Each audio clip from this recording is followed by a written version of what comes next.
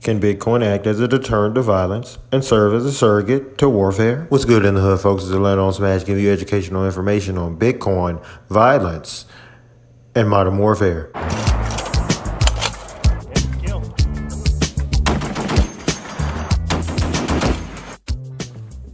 Bitcoin is a software network written in binary code, which means that the instructions are written in the form of ones and zeros. The collective and subjective labels given to the ones and zeros is how one would describe the program. Bitcoin is simply a collective interpretation of the set of instructions given to it. There also may be more than one collective interpretation for Bitcoin that is, in fact, a sufficient description.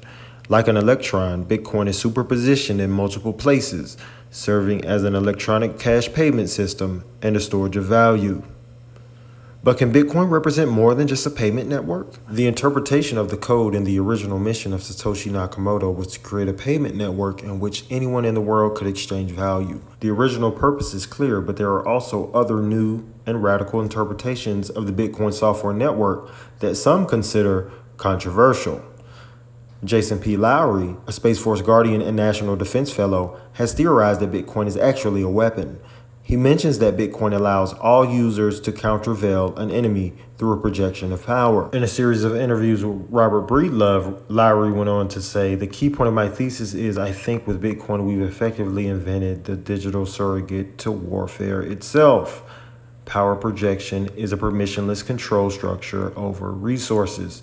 The beautiful thing about Bitcoin is that it allows all users to countervail the control authority of oppressors through projection of power."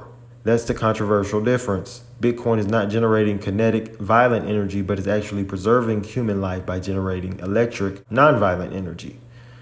By storing value in electric energy rather than kinetic, violent energy, there's a chance that maybe a generation from now, humans will be able to project their power in a much more intellectually selective way. From a rational standpoint, because of the projection of power that the Bitcoin network produces, the proof of work protocol does have the capability of reducing the number of war fatalities by a significant proportion. Parker Lewis of Unchained Capital also has a similar viewpoint on Bitcoin being a digital weapon, acting as a deterrent of violence. He claims that if a government ever decides to become tyrannical, those who self-custody Bitcoin can take their private keys to another geography, further providing evidence that Bitcoin is a deterrent to violence.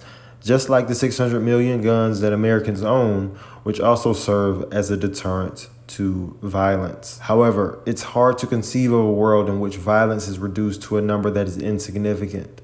Small-scale violence within country borders will remain at some sort of constant due to the many social variables involved at the domestic level. In a world where Bitcoin is adopted on a global scale, warfare may be in the form of high-powered energy industrial complexes that produce renewable energy sources. Bitcoin may one day be considered consequential for the preservation of man, and that makes the world a better place. Alright folks, that's all I got for you today. Don't forget to like my video and subscribe to the channel, and don't forget to follow me on Instagram and Twitter.